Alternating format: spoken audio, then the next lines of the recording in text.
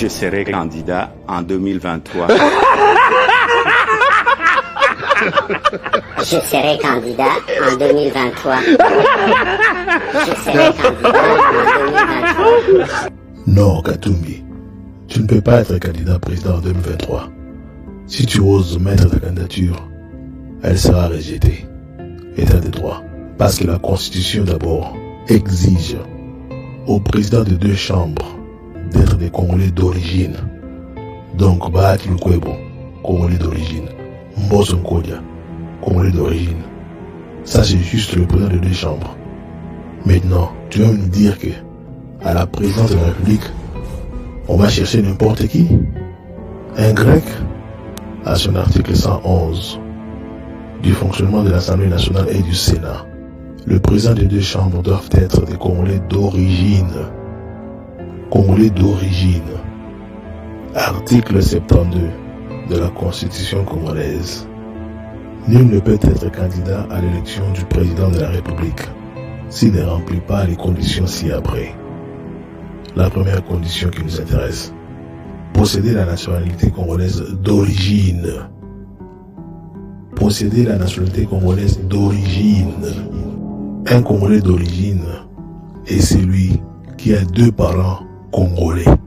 Un Congolais bi-ethnie qui a 2 parents dont les ethnies sont des ethnies du Congo. La Constitution a déjà verrouillé 3 postes. Non, c'est cette Constitution ici.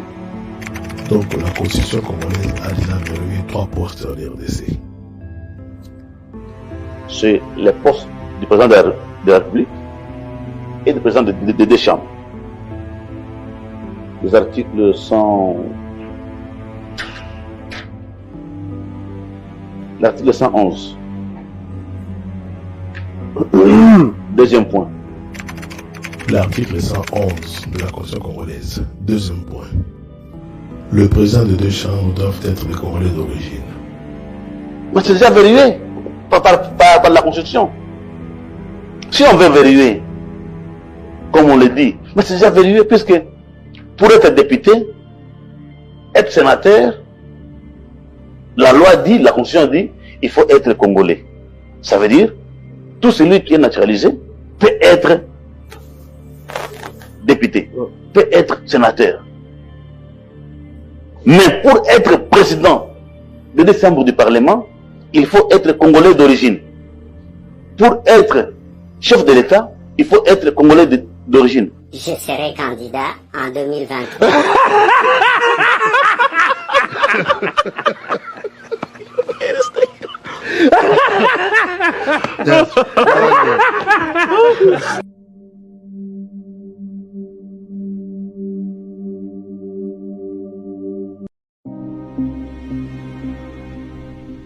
Garant de l'indépendance, de l'unité nationale et de l'intégrité territoriale, je réitère mon engagement constitutionnel de défendre la patrie jusqu'au sacrifice suprême.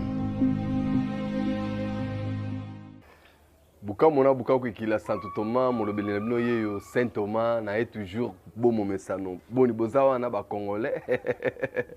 Ba de pères et de mères, ba tonda bolingo ya Congo na ba Congolais na bike na mincho ba pusi ba fungoli ba biloko na bango, ba tchelinga motema, ba za concentré pour ba yo rangai. Merci ndenge bozo continuer ko pesa nga confiance et yango ndenge pe na okaka plaisir puisque na bike biloko bozawa na lelo. Nane estengwa ko sakana te oyebi ke na bisaka bino benanga no biso penda na makambo yo makambo na biso este quoi ba condoléances lisusu puisque ba bilan eza lourdi hein tout le monde ba 438 morts 5000 disparus anga biso ba congolais oto eza ba sacrifice na cadre bonzambe ba koko na biso ba ora souci ba olela mule ezali catastrophe naturelle to condamner nani bande ko batiki biso mais ba kufi ebele penza bakufi pene belé on a pena ya solo et gouvernement et la république a continué qu'on assister bango ce qui est déjà bon donc c'est ça aussi un gouvernement où ceux qui population ont un problème balamoro azoya na rescousse il y a population voilà là où nous avons un réel plaisir mbote na yo mama Liliane depuis Bandal na pession mbote belé olandaka ngai mingi et ça la kanga plaisir mbote mama Laurence y avait na tumba collège depuis Allemagne. mbote na yo pi depuis Liverpool mokonzi na bango okanga Londres mobimba Angleterre mombeza yo na Liverpool wana o numéro fiotola to sala opération 12 fois dit mbote na Mamado ya bato Didi Senga na bi kozola nanga na minute oyo mbote pe na Rifeki Sombe na Papikeli baza ba congolais oyo babundelaka mboka d'une manière ou d'une autre babundaka danger on a bena na kosibinote ebele baventurer mais bango bena babundelaka mboka mbote na bana Londres oyo bo confondre ba combattu fi quoi nous les beti wera betaki na Londres wera jouer wera betaki na Londres kotope faire pas robeta le 24 juillet ko saki ba to faire robeta te faire pas robeta mais na yeli masolo ya este ngana yeli masolo ya este masolo ya EAC na yeli masolo msute me ngana yeli ka masolo ya EAC na yebisaka bino ke toko perdre bataille mais guerre toko gagner yango bato to balobaki po na EAC le temps est compté ils avaient une mission va se déployer balandela ndenge ba M23 bazotika ba territoire pour que mission évaluation soki yé écoutez réellement que bango basali musala na bango alors FARDC remplacé vous savez bien que vous souhaitez que on neni babo ya FARDC imaginez ce que soki basangana na FARDC et rombe de toi na kati ya confusion totale ah banyo sologe bodozaka nanu alors EAC bayaki na mission mais sur le terrain mission bayelaki ba pratiquer sous ndenge te okanaki te. Alors, il y a une mission de 6 mois renouvelable. De fois, c'est le 30 juin. Mais est-ce que, à niveau total, puisque le président a le numéro 1, a évalué, il a salé bien, pas sa pesi liloba. 6 juin, ceux qui ils doivent partir. Ils doivent quitter la RDC. Quand l'Union africaine a convoqué sommet tripartite. EAC, SADC, non, c'est Irgel. Est-ce que Boyoka, nous solo Boyoka, donc parti à EAC, nous avons perdu la bataille parce que l'objectif Nabiso, babit Nabiso a tête surtout yebaki ke bango bakoya pour na ko banda ko désarmer ba M23 so bazo tsamutu makasi ba boyo bima na mboka na biso to bim sa bango par force ba délai leki ndenge na ndenge mais to kutike EAC ba betali solo mususu par rapport à makambo ba yelaki. Or, c'est tombé à l'époque parce que surtout à la mouko tombe le moi la mboka solo kotika la trahir te. Azaya biso, azali ko bunda du jour au jour matin midi soir oh là la te. Kapona cause ya este. Yo kotaka no diabolisation, ko saka batu et pourtant ils ont complice à batuana. Entre autres là je cite Moïse Katumbi quoi. Oh azoni ngata musabatu mais inde complice à babilo wana nyoso bomo na ile kana. So souci zaka diriger mboka na biso na ba façon tout il est prêt vraiment.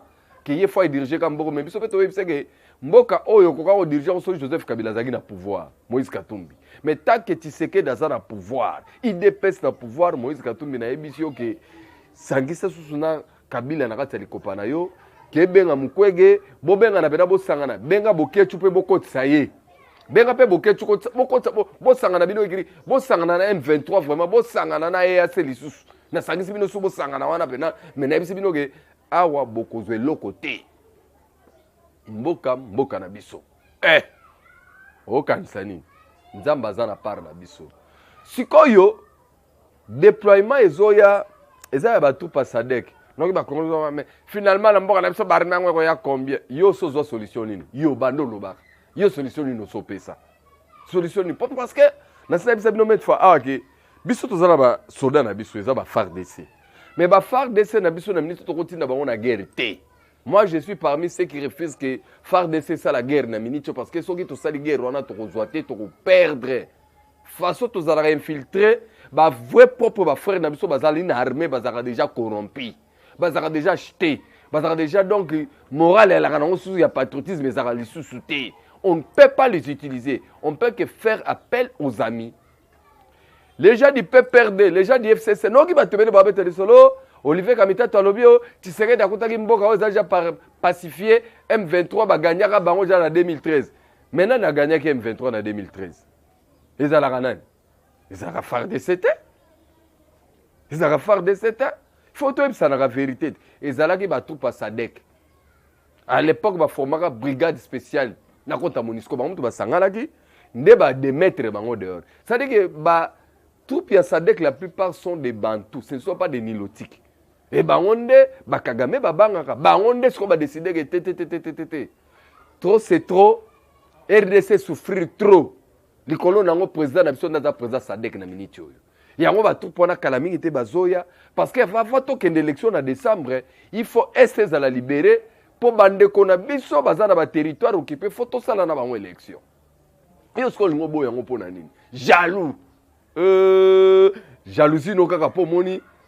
Sikoyo finalement to yeba kabinote. Tu sais que la na EAC. Amoni ke bato EAC isimbité. Albi abenga SADC. To si saka ma pas SADC peut me sauver musée. Musée na RCD go mata balinga ba botola mboko yo. Ba tout pas SADC ba ba zibamboye na bangole. Bango to basala ke Kinshasa tombete. Et puis bango to bakibisa ke M23 yango siko toye tozo benga bango mbalo ezake to silisaka lisolo ya M23 libela. Non seulement M23 na ba FDLR na ba groupe o ba Kodeko tous les groupes armés. Cette fois-ci, il faut bino tout aussi sabino gaz totalement. Gaz na bino tout ezosi là et ba soda ya SADC bazali koya et tant ba koya awa ba kozala sous commandement ya République démocratique du Congo. Parce qu'on a compris les joueurs élargis. Tu comprends bon yaki pa Ruto ya Kenya. Donc to démasquer to bimisie polele. Likolo nango to landeli to ke mon appelle Joao Lourenço. Joao Lourenço na yo. Joao Lourenço. Kagame na M23 ba réussir yo. Joao Lourenço. Et puis que mbongo Kagame na ya Moïse Katumbi ne ba raté ka ba mbongo moko boza neti ya domination hein. Muni ba pesi muto ba changer ba langage. On me demande ba ki que non les occidentaux les responsables politiques des occidentaux ba courara derrière Kagame ka le roi ba petit monsieur Kakaboy. Qui pédé et là on est ça là ba ko qui pédé. Qui pédé mais biso ce que tozana mu kwantombolo ba na Congo. Ba congolais na bino ka avec mu kwantombolo toko gagner guerre oyo. Bataille toko ba na perdre mais guerre toko gagner yango. Ça au moins je vous rassure. Mutoko Sabinoté. Vous pouvez vous tromper. Vous avez raison. Mais avec mu kwantombolo moi j'ai l'espoir. Je suis optimiste et puis Nelembo Nzambe à ça monisaki victoire ezana nga muna biso. C'est que ce n'est que des formalités. Mais nous avons mis soumis balé, nous avons mis nous kwantombolo. Zelaka o mone belé na linga beaucoup faté. Nzamba pesa bino pena grâce bon mona ndenge ti tokendo koma. Nzambe na ngai. Donc EAC tourisme sili. EAC kope sili. EAC soki na minute na 3 jours so ba la mukenzaka bango. So na ko benga na ko beta ba M23 ko tindika bango libanda. Ekomi bango mais Congo nde ba obima. Congo za kelengi ya ko vana me ba obima. Et ce que tu et assez kobima mando que total ça na Monisco tout le monde a sous que eloko ya sala lisuti mutu na mutu. Donc après SADC donc le pays sera pacifié totalement et puis ba tout pas SADC ba kotika biso parce que bazoya awa ba kozala sous commandement ya République démocratique du Congo avec notre commandant suprême Félix Antoine Tshisekedi Tshilombo Fachi béton on a osenga bopesa ye maboko bolanda bopoza PTT bolanda Fayulu te bolanda Moïse Katumbi te bolanda Matata Mponyo te bolanda Delice Sanga te bango bazali ba allié naturel ya Rwanda na Kagame bango baza ko soutenir Batouana yango moni bango nyoso baza ko combattre Tshisekedi parce que tout simplement Tshisekedi aye ko kata ba cop na bango na yebike yo ko comprendre bango te Robin nango biso po biso bokoma benga so ba fana kwiti bongo yo zaka fana nini donc yo zanga no muto yo komisa ko zanga parti yo zala ko zanga no leader yo zala kana ye na ko ki bamso babo yango peuple congolais boka sa bemba na Tshisekedi ba koka ba grande puissance oyo sikoyo peuple nesko peuple il faut zala na guide mais yo no baka peuple so ba temna minute ba sali bena mobulu finalité ba bana ko diriger ba peuple tu vois donc herbo betaka masolo mususu bo betaka ngo bien. Moi, ce que je dis, c'est que botika lokuta, botika kokosana. Et ceux qui vont vendre, botika ne marama lokuta. Ah, tu as la réalité. Et la réalité est que bientôt les troupes vont commencer à se déployer. Baoya, Baokitana Est, et Est, dans quelques mois, et que vous allez en pacifier. Parce que, cap octobre, je crois à partir du mois d'octobre, nous avons liboso nabino. ndenge na ya kaka komi kitsaboye pour tout ça la sco bilan. Donc tout ce temps qu'on a passé, on perdait que des batailles, mais la guerre là, la guerre on va la gagner. Soyez le bienvenu na batoupi ya Sadek bana mama. Mutubuso alobaki no moni aiza la Sadek on est anglophone, ba français bazali papa na ngai. Siko na nyoso nozo tsanzambe wapi? Nzambe pas zali. Nzambe azana biso. Pourquoi vous en avez doute? Biso tout ça reconnaissant, tout ça qu'on reconnaître que Nzambe azali na biso et ce ne sont que des épreuves biso tozo leka. Tellement tu es Nzambe tozo comprendre Nzambe nenga mema biso, Nzambe koyokisa biso sonité et Nzambe kolongisa biso ba congolais et beaucoup de gens qui sont contre nous seront tous humiliés du super et je vous assure.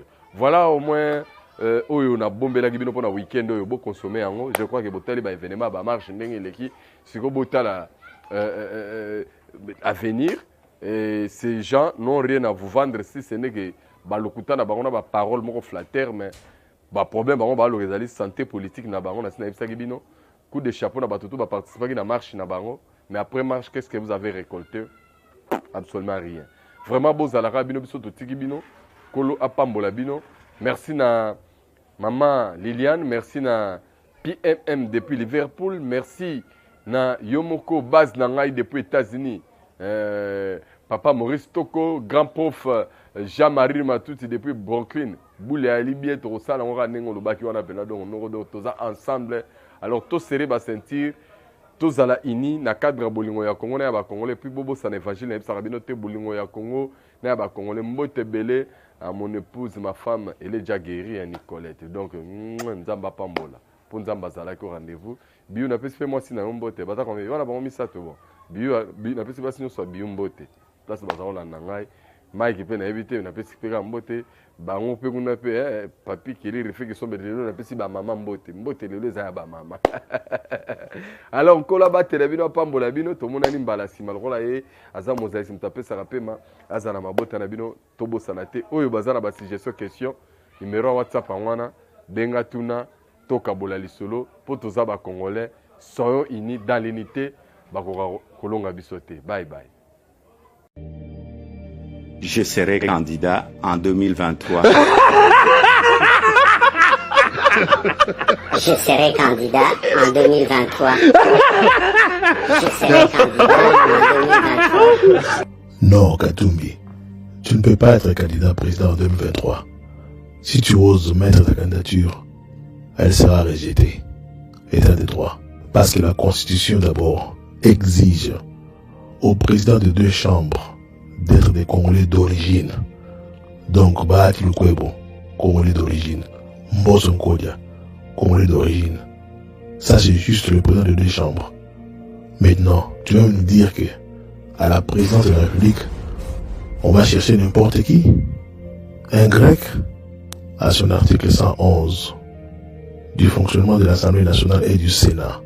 Le président des 2 chambres doivent être des Congolais d'origine. Congolais d'origine. Article 72 de la Constitution congolaise.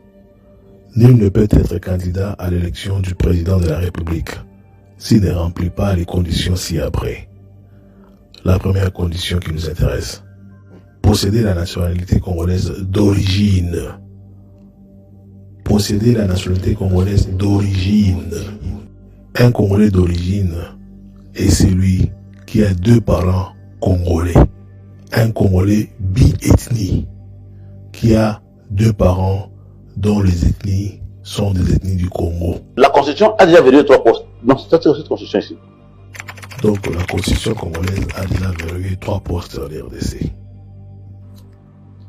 C'est les postes du président de la République et du président des 2 chambres. Les articles 100... L'article 111. Deuxième point. L'article 111 de la Constitution congolaise. Deuxième point. Le président de 2 chambres doivent être des Congolais d'origine.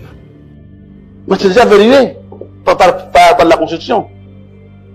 Si on veut verrouiller, comme on le dit, mais c'est déjà verrouillé puisque pour être député, être sénateur, La loi dit, la Constitution dit, il faut être congolais. Ça veut dire, tout celui qui est naturalisé peut être député, peut être sénateur. Mais pour être président de décembre du Parlement, il faut être congolais d'origine. Pour être chef de l'État, il faut être congolais d'origine. Je serai candidat en 2023.